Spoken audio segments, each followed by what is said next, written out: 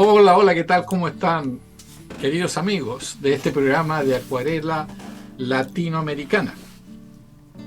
Vamos a recordar un poco lo que fue en agosto de 1973, a un mes del golpe militar en Chile, por una dictadura sangrienta, asumiendo el poder con las armas, con las violaciones a los derechos humanos y la muerte de nuestro presidente Salvador Allende, y junto a muchos chilenos y extranjeros fueron torturados, asesinados, desaparecidos, exiliados, más la represión al pueblo por muchos años. Sí, en ese mes de agosto de 1973 detienen a un grupo de miembros de la Armada por denunciar la planificación de un golpe de Estado con la oficialidad de la Marina. Y no estaban dispuestos este grupo, no estaban dispuestos a obedecer esas órdenes, ya que habían jurado la bandera y la Constitución establecida desde el año 1925. Por lo tanto, el gobierno de turno que en ese momento ejercía había sido elegido democráticamente. Hoy tenemos un testimonio de ese momento histórico y triste para nuestro pueblo. Su nombre es Víctor Reina. Hola Víctor, ¿cómo te va? Hola Oscar, bien, muy bien. Gusto de verte por lo demás, porque nos conocemos desde niños prácticamente. Muy bien, gracias. Sí, sí, bueno, Víctor Reitman nació en Chihuayante, en Chile, ingresó a la Marina en el año 1969 a la Escuela de Artesanos Navales en el mes de agosto de 1973. Fue detenido y encarcelado después de haber pasado por diferentes campos de detención en la base naval de Talcahuano, en Chile, por supuesto. El 2 de septiembre ingresó a la cárcel de Concepción, donde fue recluido hasta el 26 de agosto de 1976. Salió en libertad después de haber sido condenado a 3 años y un día de prisión por los delitos de sedición o motín, causa 3926. El 27 de marzo de 1977 sale al exilio a Suecia. Este exilio duró hasta febrero del año 2015, año en que regresa a Chile, donde se encuentra hoy día radicado en forma definitiva. En Suecia se dedicó a diferentes cuestiones y trabajó principalmente en empresas de transportes colectivos. Hizo estudios variados en Suecia.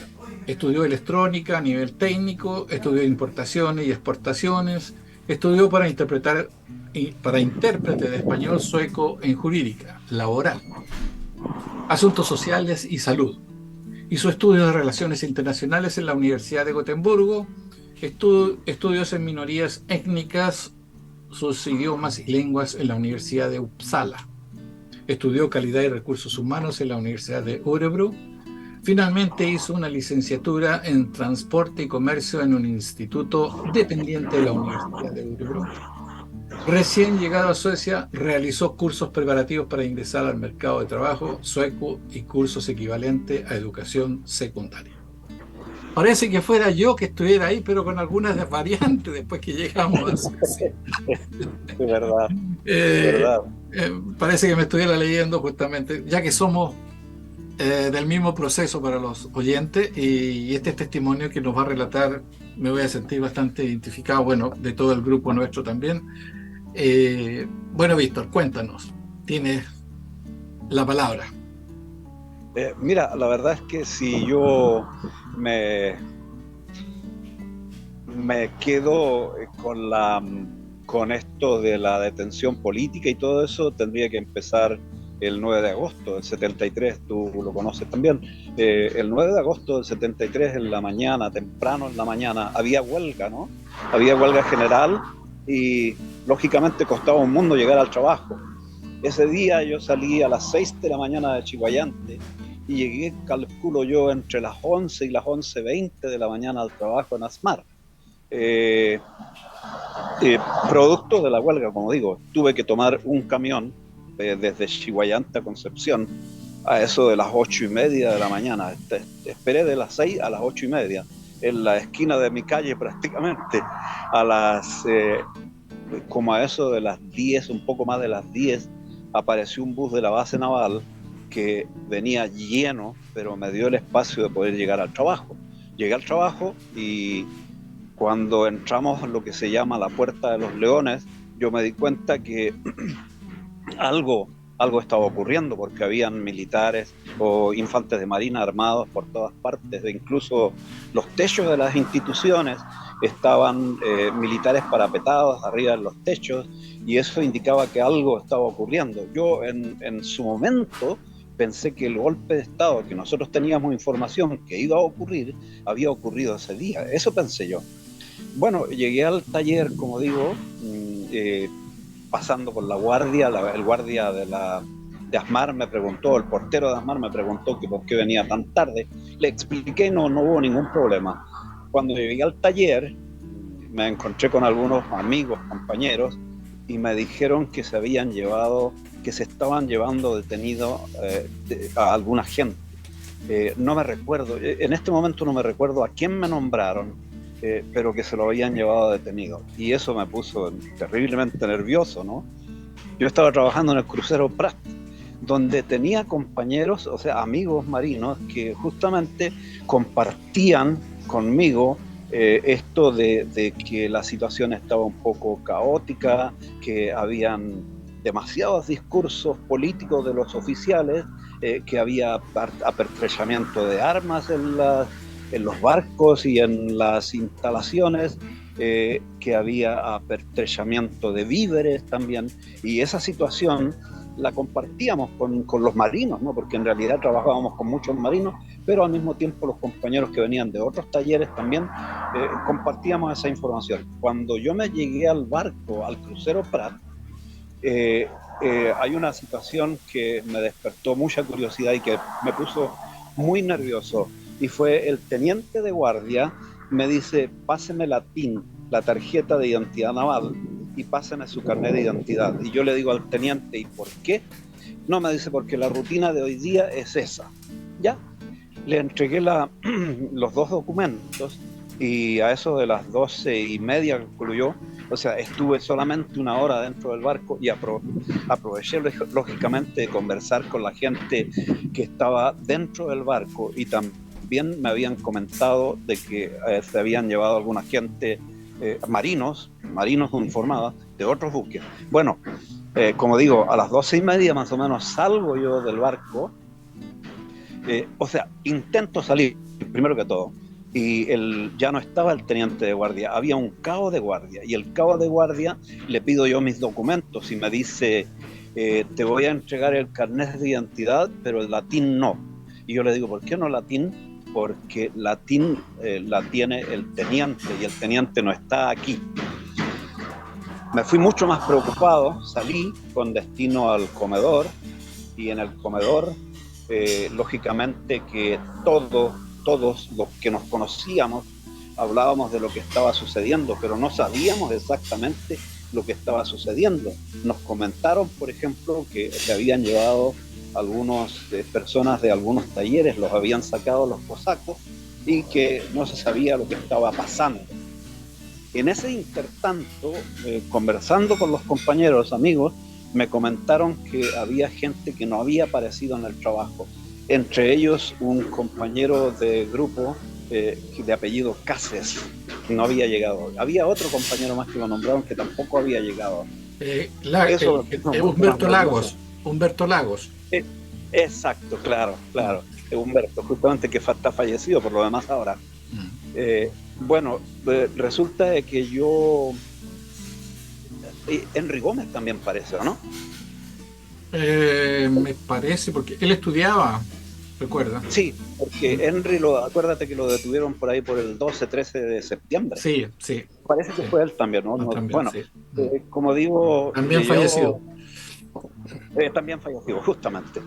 Bueno, ¿qué ocurre? De que yo, con todo esto que estaba ocurriendo, muy nervioso, llego al comedor y habían varios de nuestros compañeros de nuestro grupo, del taller, y gente que conocíamos, gente que hablábamos ya de los acontecimientos que estaban ocurriendo a nivel Chile, y me dicen que la cosa estaba muy dura, muy dura. Entonces yo, en vez de querer ir a comer, eh, me, porque andaba con mi chaqueta, andaba con todo, dije, yo me voy. Fui a la puerta de Asmar, querer salir de ahí, y me dijeron que no. Entonces el guardia me dice, pero usted pasó hace poco rato por aquí. Sí, le digo, lo que pasa es que me siento súper mal, tengo problemas así estomacales, me duele la cabeza y quiero ir al hospital naval, porque el hospital naval estaba o sea, estaba en camino hacia la Puerta de los Leones en ese tiempo, ¿no? Pero me dijo que no, que tenía la orden, era que nadie salía de ahí, así es que yo tenía que ir a la enfermería. Fui a la enfermería, me hice el enfermo, le dije que por qué no me llevaban al hospital naval, y la gente de la enfermería me dijeron que no me podían llevar. Eh, Estamos con el testimonio de Víctor Reimann. Víctor, desgraciadamente, se fue la onda, pero ya aparecerá, ya volverá. Eh, Está relatando su detención en el año 1973, en agosto de 1973.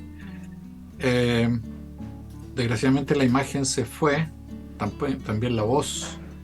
Sí, Ahora sí. me recuperé. Bueno, me dijeron que no podían llevarme al hospital naval porque no tenían, digamos, esas atribuciones. Yo le digo, pero es que me siento súper mal. Me dieron pastillas, me dieron jarabes, me dieron un sinnúmero de cosas y no pude salir. Tuve que volver a comer al comedor. Cuando llego al comedor había un estofado de ballena, me acuerdo, de carne de ballena, que tomé un bocado en mi boca, pero que me sabía amargo porque estaba preocupadísimo. Salí de ahí y me fui al taller 51, el taller de electricidad, y cuando voy cruzando la puerta, un compañero que también está fallecido, que no era marino, era empleado civil de la Marina, le decíamos el Cordero, el Cordero Seguel. El Cordero Seguel va y me dice, Reimann, te andaban buscando. Y yo le digo, ¿quién? El secretario de aquí, del taller ROA. Eh, Grito para arriba de ROA y me dice, el jefe Nahuel te quiere hablar contigo, porque recordemos que teníamos un jefe civil y un jefe militar. Entonces Nahuel venía bajando, que era uno gordito, moreno, era el jefe civil, me dice, no, yo no quiero hablar contigo, me dice, es el jefe militar, el teniente Valenzuela, que quiere hablar contigo. Voy donde él y me dice, pasa Reimann, me dice, muy amable. Esa amabilidad le duró 10 segundos. Me dice, siéntate. Me dice, mira, quiero hacerte algunas preguntas. Me dice, Reimann, ¿tú eres del Partido Comunista? Y yo le digo, ¿a qué se refiere mi teniente? Me dice, porque nos ha llegado información que ustedes están organizándose dentro del Partido Comunista. Entonces le digo, no, le digo que... Estamos en el testimonio de Víctor Reimann, quien está relatando su detención en el año 1973, en agosto, el 9 de agosto, justamente en el día de ayer, hace 50 años, antes del golpe militar, quienes dijeron no. Aquí está Víctor, lo tenemos en dos pantallas, pero no escuchamos su... Ahora sí, ahora sí. A ver. ¿Ahora? Sí, ahora sí. Ya. Bueno, me dice, como te digo, que si yo era comunista, que si yo era mirista, que si tenía algún familiar que participaba de política, que era de izquierda, que si alguien era político. Entonces yo le digo, mira, lo único político en la familia es mi padre, que es socialista, nada más. Me dice, pero tú no perteneces a ninguna organización que querían matar oficiales, que quería tomarse la escuadra. Entonces yo le digo, esa noticia es completamente desconocida para mí. Entonces llama por teléfono 2 o 3 ocasiones, pero yo no escucho lo que él dice porque él mete su cabeza y el teléfono en una pieza pequeña contigua que tenía donde él estaba sentado. Entonces yo no lo escucho en ningún momento lo que él está diciendo, sino que se para, se va a la puerta de la oficina, la cierra y me dice, estás detenido. Y bueno, y yo le empiezo a preguntar por qué estoy detenido, qué pasa, cuál es el motivo por los cuales estoy detenido, explíqueme por favor. No, me dice, no te puedo dar ninguna respuesta, pero tú estás detenido y de aquí no puedes salir. ¿Puedo informarle a mi familia? ¿Puedo llamar yo e informarle a mi familia? No, tampoco. A los 20, 25 minutos, como mucho, que yo recuerdo, aparece unos cosacos con tenida de combate y con la cara pintada, que aparecen en la oficina de él. Entonces el teniente Valenzuela le dice, aquí está, aquí se los tengo. Y el oficial ese, que no pude distinguir por su nombre a ninguno de ellos, me dice, vamos, tienes que irte con nosotros. Entonces yo le digo, pero ¿quiénes son ustedes? ¿Para dónde tengo que ir? ¿Para dónde me van a llevar? No, me dice, tú te callas nomás, tú ya estás detenido y te vamos a llevar, te vamos a sacar de aquí. Cuando yo bajo el taller, sin exagerar, habían 2 jeeps con militares fuertemente armados y había un camión, y ese camión tenía como unos 20 infantes de marina, calculo yo, que estaban sentados así en fila, fuertemente armados. Y después, a los 2 minutos, me dijeron que esperara ahí en la puerta del taller. Como a los 2 minutos, calculo yo, llegó un furgón de Asmar, un furgón plomo, que el chofer, justamente el chofer, había estudiado en el colegio primario con mi madre. Y yo dije, bueno, pensé yo, quizás para dónde me van a llevar, a lo mejor me van a hacer algunas preguntas y después me van a dejar libre, pero no fue así. Empezamos a correr, salir de ahí y empezamos a subir. Ahora, yo nunca había estado en los fuertes, sin embargo, habíamos en una ocasión hecho campaña para ese camino a Tumbes. Esa imagen no la tengo muy clara, pero parece que habíamos hecho campaña camino a Tumbes. Así es que conocí el camino para allá, ¿no? Y empezamos a subir, a subir, a subir, hasta que llegamos al Fuerte Borgoño, lógicamente, que yo no lo conocía. Había pasado por afuera ahí, sí, pero no lo conocía. Entramos ahí y a propósito, en el furgón se sentó un oficial al lado del chofer y al lado mío se sentaron 2 infantes de marina y me pusieron al medio a mí.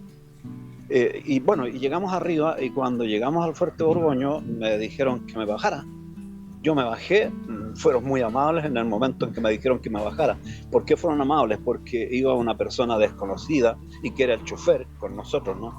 Una vez que el chofer del furgón de Asmar desapareció, me dijeron que me desvistiera, ¿no? Empelótate, hijo de la madre que te parió. Empelótate, desgraciado, empelótate, qué sé yo, el lenguaje, ¿no? No era muy fino el lenguaje. Y yo les preguntaba, ¿no? Yo les decía que por qué motivo tenía que desnudar.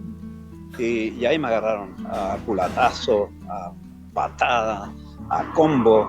Combos iban y venían porque eran muchos. Los que bajaron del jeep, por ejemplo, eran seguramente 5 por cada jeep, aparte de los que bajaron del camión, era una buena cantidad. Y yo, indefenso por lo demás, porque aparte, tú te recuerdas, yo era delgadísimo, yo era muy delgado cuando joven y yo no soy alto.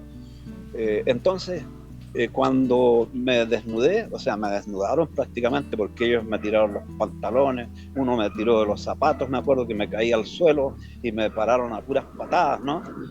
Cuando me paré, entonces me empujaron a una laguna artificial que había. Un día 9 de agosto, como ahora, que hace un frío horrible aquí, imagínate, era para morirse. Estando en esa laguna, yo recuerdo recuerdo algunas caras que yo reconocía de nuestro grupo de amigos, de conocidos, eh, y estaban ahí, en esa laguna. Y cuando yo intenté salir varias veces, pero era infructuoso, lógicamente, porque los tipos o te empujaban con las mismas culata de las armas que tenían porque nos estaban vigilando.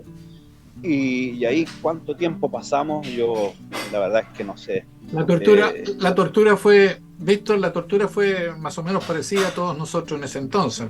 Eh, Correcto. los golpes, ¿podrías contar un poco? Sí, mira, esa parte, digamos, los golpes era una cuestión definitivamente bastante brutal porque nosotros no estábamos acostumbrados a eso, ¿no? Eh, por ejemplo, yo en una iba subiendo, quería salirme de la laguna esa porque me estaba muriendo de frío y me pegaron un golpe en la cabeza, me pegaron un golpe con una culata en la cabeza, que incluso me pegaron un golpe en el oído derecho, fuerte. ¿Cuánto tiempo estuvimos ahí? No tengo idea, porque de esa parte yo perdí la noción del tiempo. Sin embargo, llegó un momento en que apareció un oficial, un capitán, y que era el capitán Köhler, Luis Köhler. Este tipo va y le dice, sáquenme ese por mí, sáquenmelo. ¿Cuál es Raymond? Y le digo, yo soy Raymond, sáquenmelo. Me tomaron en andas prácticamente, porque yo pesaba 50 kilos como mucho. Me tomaron en andas y me llevaron a un galpón. En ese galpón, este capitán Köhler me empezó con la misma cantaleta, porque las preguntas eran siempre las mismas, repetitivamente las mismas. ¿Eres comunista? ¿Tienes familiares comunistas? Etcétera, etcétera. Bueno, le digo yo ¿por qué me preguntaba tantas cosas? Entonces ahí cambió un poco el interrogatorio, porque Köhler me preguntó si tenía mujer, y yo le digo, sí, tengo la madre de mi hijo. Ya, a esa la vamos a traer para acá para violarla, dijo el Köhler. ¿Tienes hermanas? Sí, también. Ya, a esas también las vamos a traer para violarla. ¿Tienes hijos? Sí, tengo un hijo de 2 meses. Ya, ese también lo vamos a traer para hacerlo sufrir, aunque sea chico. ¿Tienes papá? Sí, tengo papá. Ya, lo vamos a interrogar a ese viejo también.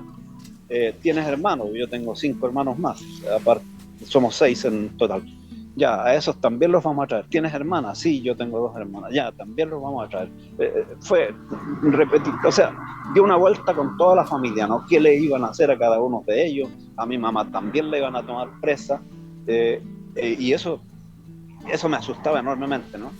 Y la pregunta esa de que si era comunista, si yo era mirista, si yo era socialista, si qué íbamos a hacer con nosotros en el caso que los tomáramos presos. Y yo le decía, pero ¿quién ha dicho que nosotros los vamos a tomar presos a ustedes? ¿A qué organización perteneces tú? A ninguna. Bueno, en ese intertanto me dice, ya, este huevo.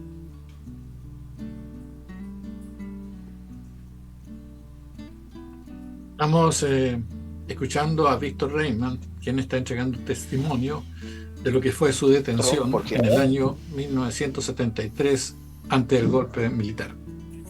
Sí, Víctor, ahora Claro. Sí. Mira, cuando me tenían las manos amarradas, el tipo se tiró al suelo y me amarró los pies. Y entre varios me levantaron y este cordel estaba pasado por una roldana, entonces empezaron a levantar la roldana y me metían en un tambor con agua sucia, con excremento. Y cuando te estabas ahogando, tratabas, porque me movías de una u otra manera las manos, tenías que moverlas, los brazos. Cuando yo me estaba ahogando y había tragado cantidades de esa agua, me sacaban para arriba y me preguntaban si iba a seguir mintiendo. Y yo decía, pero que no estoy mintiendo, estoy diciendo la verdad. Yo no pertenecía a ninguna organización que iba a tomarse los barcos, que iba a matar a los oficiales, nunca he pertenecido a nada de eso. Y seguían golpeándome, ¿no? Ahí ellos me dañaron el tímpano del oído derecho, que recién cuando llegué a Suecia, el año 80 y tanto, me operaron, pero nunca quedé bien. Así es que yo tengo un pequeño déficit de auditivo en el oído derecho, producto de eso. Bueno, ahí me siguieron golpeando, ¿no? Las horas no sé cuántas. Yo, la verdad es que bueno, perdemos la noción del tiempo y perdemos la noción de algunas otras cosas más también cuando estás en un tratamiento así, ¿no? Recuerdo que un tipo me puso un yatagán en la espalda, es lo que pude sentir, yo sentí un fierro como un cuchillo grande, así frío en la espalda, pero yo tenía una pequeña, ¿cómo se llama? Una pequeña huella después de eso, pero nunca me enterró ningún cuchillo, pero sí, los golpes seguían, ¿no? Seguían hasta muchas horas después y las preguntas eran repetitivamente siempre las mismas. A lo mejor te preguntaban por algunas otras cosas más, lógicamente que te preguntaban si habías participado en una reunión con este compañero o con el otro compañero. A veces reconocías, a veces negabas algunos, muchos acontecimientos que uno tuvo que negar directamente porque eso te significaba involucrar a más gente en el lío también, porque hay que reconocer, es decir, yo creo que decir que yo fui valiente, no lo puedo decir, fui valiente para soportar ciertas cosas, sí lo fui, pero de soportar todo no fui valiente para eso, es decir, llegó un momento en que te quebrabas, llega un momento en que dices, ¿qué saco con seguir negando si ya estos tipos lo saben, ¿no? Pero había información que nunca conocí, como había información que yo nunca largué tampoco, porque era importante defender algunas cosas, porque o sea, lo que nosotros nos dimos como organización fue justamente buscar formas de defender el gobierno democráticamente elegido.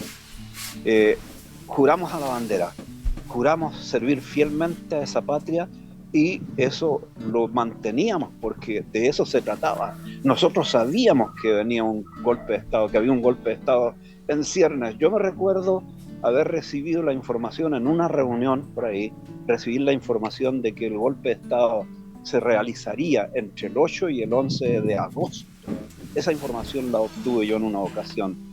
Y claro, daba un miedo terrible saber que el golpe de Estado ocurriría en agosto, sobre todo cuando nos detuvieron a nosotros. Nosotros la verdad es que no sabíamos qué tenían los oficiales entre manos, ¿no?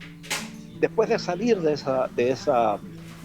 ese galpón, me llevaron a un pasillo, recuerdo yo, no tengo una imagen clara de cómo era ese pasillo, pero habían varios infantes de marina y uno pasó por al lado mío fumando y me dice, ¿te gusta el humo, flaco?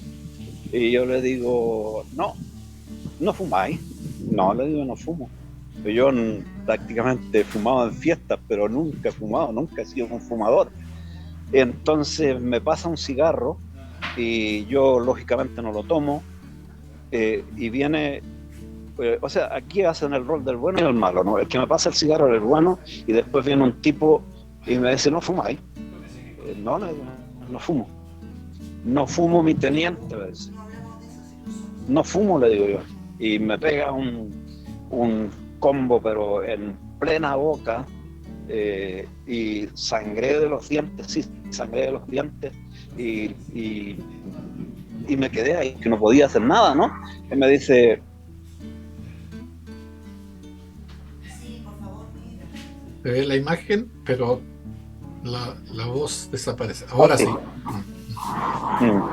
Y me dice, no fumáis, bueno, no sos hombre.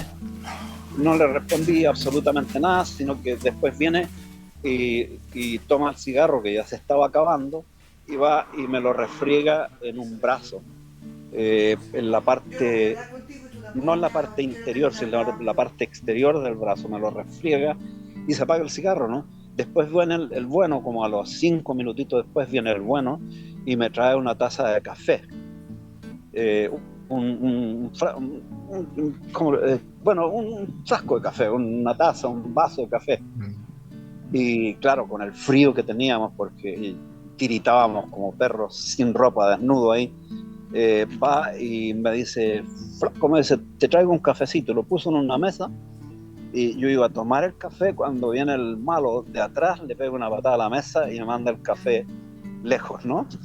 Y yo dije, ya, esta trama ya la tendré que aprenderla, ¿no? Entonces viene el bueno y me dice, flaco, ¿y dónde dejaste la taza del café? Le digo yo, ahí está. No, pero no seas malagradecido, me dice, no, botaste el café, bueno. No, le digo, lo botó el otro cosaco. Entonces me dice, el infante de Marina, ¿quieres decir? Bueno, el cosaco, le digo, y ahí me agarró el malo por detrás y me pegó un combo nuevamente, pero porque el bueno nunca cambiaba, digamos, de estilo, ¿no?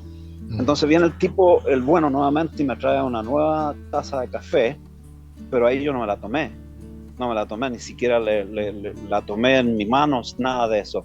Vino el malo nuevamente y le pegó una patada, pero no a la mesa, sino a la taza de café, y la tiró por el suelo, ¿no?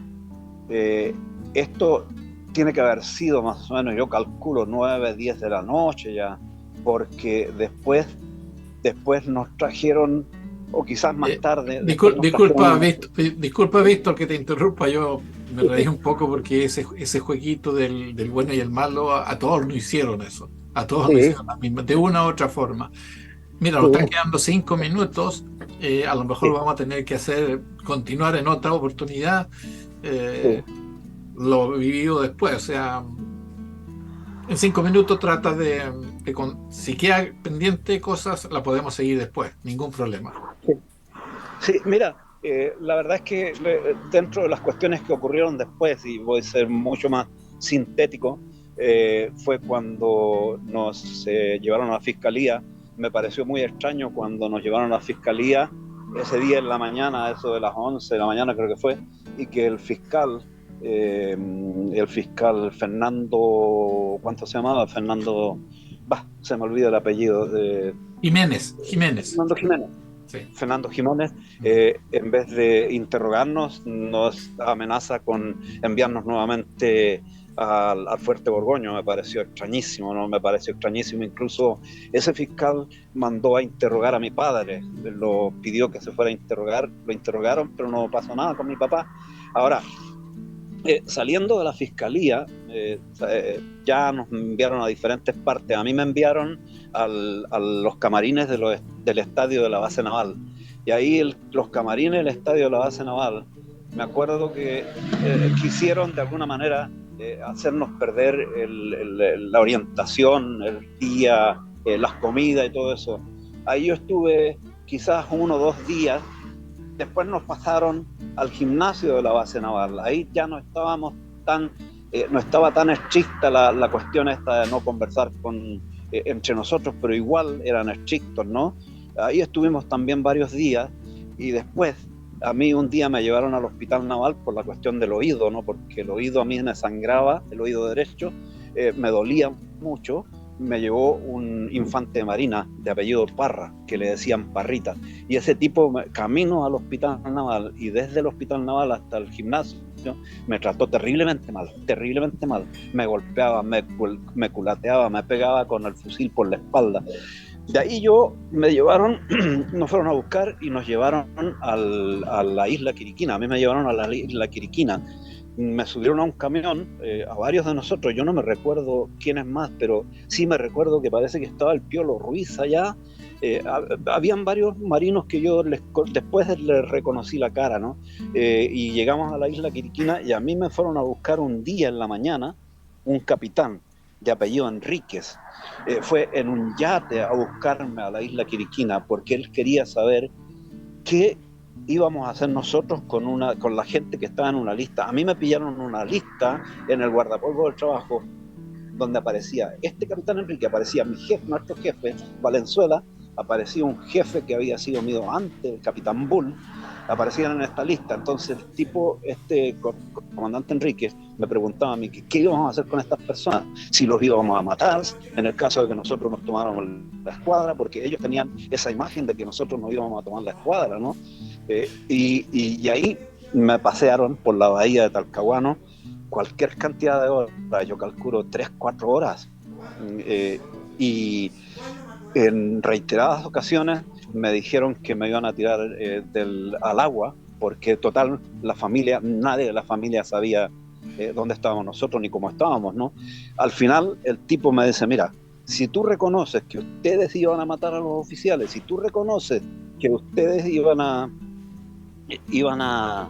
hacer todo esto de matar a los oficiales, de tomarse la escuadra, yo te consigo un viaje a Miami, te consigo una casa en Miami para toda tu familia y estudios en Miami, y hay un auto en Miami, pero tienes que reconocerlo. Yo llamo, una vez que lleguemos a la segunda zona anual, llamo y converso con alguien, mi contacto, y le digo yo que tú reconociste y que tenemos que premiarte y mandarte a Miami. Era una historia, ¿no? Era una historia, porque yo jamás Víctor, creí en eso. Víctor, nos queda muy poquito, tenemos que despedirnos. Mira, Sí, te hago la invitación para que continuemos con este sí, relato. ¿Ah? encantado, Ya, Oscar, ya. encantado. Eh, Yo sé que tuviste un problema, si no habría estado en la casa, estás en un taller porque tu Sí, vehículo sufrió un sí, averío y por lo tanto tuviste que hacer urgente toda esta maniobra y felizmente te conectaste y bueno, estamos en contacto entonces, Víctor. Y gracias por gracias, participar en el programa y nos estamos viendo nuevamente. gracias, Oscar. Chao, chao, Chao. gracias. Gracias, chao. Bueno, queridos amigos, será hasta pronto. Un caluroso abrazo fraternal de mi parte. ¿Qué? Chaito. ¿Qué?